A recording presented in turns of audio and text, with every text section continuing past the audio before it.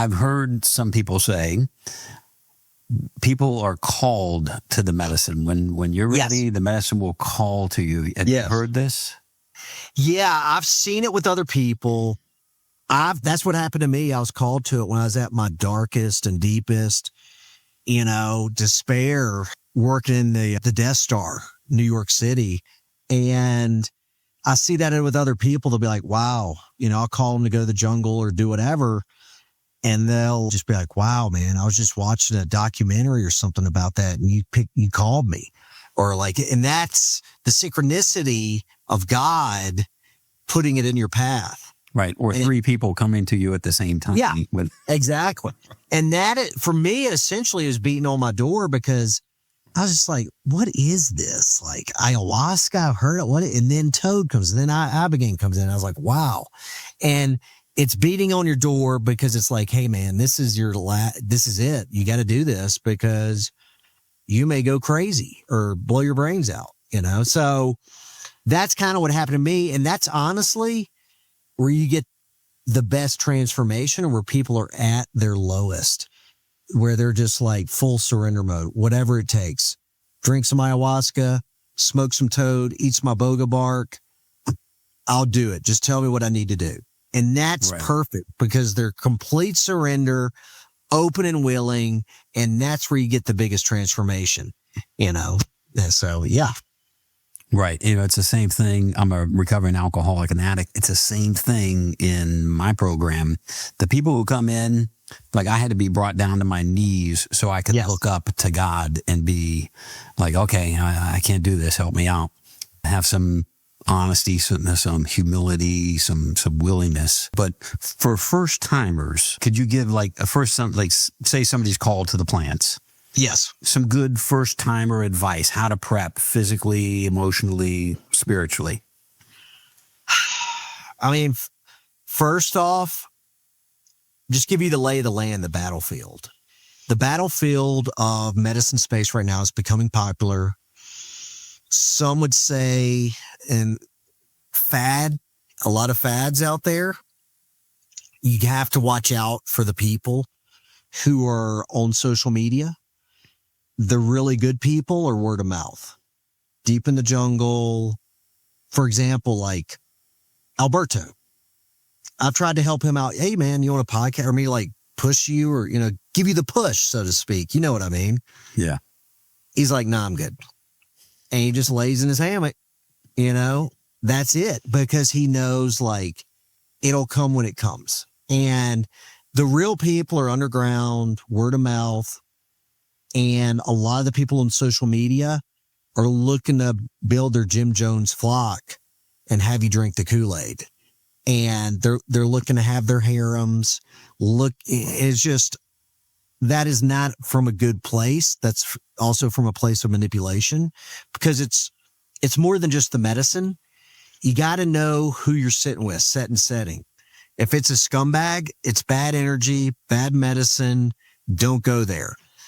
If you are feeling called or it's something you want to explore, I would say sit with it and let it come a little bit to you and not try to reach out, especially on social media. Social media for medicine is a minefield because a lot of them are looking to get into your bank account and get your routing number or steal your wife. Example, knew a lady whose brother lost his wife to somebody in another country, went down there for a retreat and she didn't leave.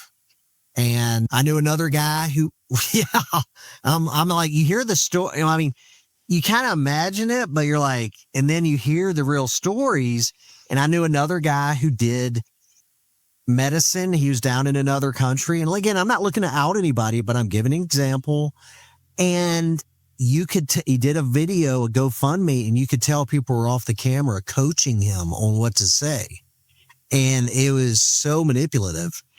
And so the thing is, they'll lure you down to the jungle with all these hopes and promises, join the club, join the commune, and they're going to bleed you dry. We call them energetic vampires. They're a hungry ghost constantly feeding. and they're going to take all the money, everything from you in the name of we're a family, we're a tribe, and you're going to be left with nothing.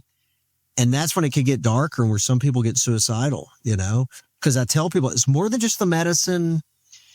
It's not to sound cliche, but the container, the people, that you got to look at the people and read the room. And I've just seen a lot of people get conned. And I see a lot of that in Africa, and it's very treacherous, and people go there and they've cashed out. They've taken out a second mortgage to do some medicine or whatever. They're on their last lifeline looking for this hope, this sign, and this scumbag takes all their money and promising them all this stuff. And because again, a lot of these people are animist culture, and they believe they are the God out in the jungle. I am the chief. I am the God, and you will serve me. Right. And there's a lot of demons in the space. Yeah. You got to be real careful about who you're going to. Yeah. And like my network's pretty much Christian, Right. Even you want them praying to Jesus when they're doing the ceremony, right? Well, and here's the thing.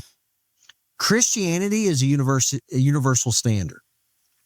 I ask them, I can be very blunt with them and be like, would Jesus approve of this? Yes or no? And everybody knows, don't matter if you're in Timbuktu or in Costa Rica or in a church in Mississippi, Southern Baptist, we know the drill. It's either a yes or a no. Are you fleecing the flock? Are you manipulating these women sexually or these men sexually? Jesus is not cool with this. It's a universal standard. Animist culture, it's whatever I want it to be, I'm the chief, I'm the God, and I'm going to make it up as it goes, and you will serve me. And a lot of people don't realize that, especially people who don't come from a Christian background. They think everything's good and gumdrops and lollipops. Like, nah, demons are real. And that's the thing, too. I go to Africa, I go to Mexico, I go to Peru. Even though some of these people I encounter are not Christian, just because I encounter other things in the space, I have to navigate around. But all these different cultures I've encountered, even though they're not Christian or whatever, they believe in two things. Demons are real, and there's a hierarchy in the demon world. And that is universal. And so I see a lot of California, Austin, Colorado now.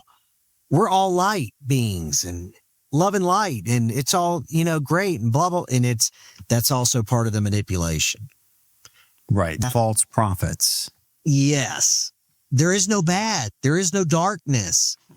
And of course, if I'm a demon, I'll tell you that all day long. Hey, all is good. Open up that bank account, buddy. And so, but yeah, sorry to, again, I kind of get off in tangents, but yeah. That's all right. So basically we're saying, look, you want to go with somebody that you can trust, and somebody who's not there to fleece you or do other bad things to you. Someone who has good intentions of healing. So set and setting, like setting an intention, and what you talked about was a little bit really setting, like who you're doing it with. But yes, more about that. The set intention. The set piece or the intentional piece, intentions matter. They help to aim the arrow, so to speak. Right. And that also goes with people you're sitting with in the space. If they have bad intentions, they can put bad energy into you, even down to a tattoo artist. A tattoo artist, some of them, I can just see some of them, they're demonic. It's like you're walking into a bordello. It's red and black and all this stuff. They have bad intentions, and they're tattooing their bad intentions inside of you. And you got to get cleansed after that, because they have their bad intentions inside of you. And I see that in veterans who have been shot or blown up or wounded overseas. That bullet that was pointed to you, that gun that squeezed the trigger off, that went inside of you, that's somebody's also spiritual intentions too. So even though we extracted the bullet, we got to extract those bad intentions outside of you. You see what I mean? Yeah. So the explosion, because you see these guys and physically everything's good, but they still have issues, or because you got bad energy in you. You've got somebody else's bad intentions that try to kill you. We got to extract that. And in Africa and Peru, they call that, we got to conduct an extraction upon you. And that's part of the set, the intentions. Somebody put bad intentions inside of you. Now, you having good intentions, going back to the light side of things, set your intentions with the medicine you want to do. What do you want to get out of this? But remember, the medicine, God gives you what you need, not what you want. You might go in there and be like, I want to be a billionaire and have an island and have a, blah, blah, blah, blah, blah. And God's like, dude, we got to crush you. You are so out of control. We got to humble you, because that's maybe what you need, is to crush your ego. Again, not to sound cliche, but give you this humbling so you can appreciate what's around you that I've already given you, a family, kids, instead of the island with the $1 billion worth of gold on it. Because guess what? I've already given you the riches. You just can't see it. You see? And God has a purpose. God has a mission statement for all of us. And that's what we need to see, because what is your purpose? What is your mission? And God may not want you to be a billionaire. And I see guys all the time that are like, man, I try to invest and it's just not working out. I try to, I just had a guy the other day. And he's like, man, I don't think I'm going to invest any more money or go into business. It's just not working out. I'm like, nah, buddy, you've already had your hands smacked too many times. God's telling you something. You're not a businessman. You're horrible at it. Maybe you need to be a dad and take care of your kids and protect them from the pedos, and maybe become your kid's soccer coach. Be the warrior in the garden, protecting the flock, because business just ain't working out for you, buddy. Right. And that's what a lot of people I see don't realize either. They're like, oh, I don't do this. Dude, being a dad is a job, and protecting the flock is a job. Maybe you were designed to be a sheepdog, And that's what a lot of people don't want to surrender to or come to grips with, is that, that's not in their alignment. And I saw that in the Ivy League. I would see these kids who are like 20, and they'd straight up tell me, if I'm not a billionaire by 30, I don't know if I'm going to make it, So lost. Yeah. And I'm like, wow. So lost. Yeah. I mean, hey, man, aim for the stars, buddy. I get it.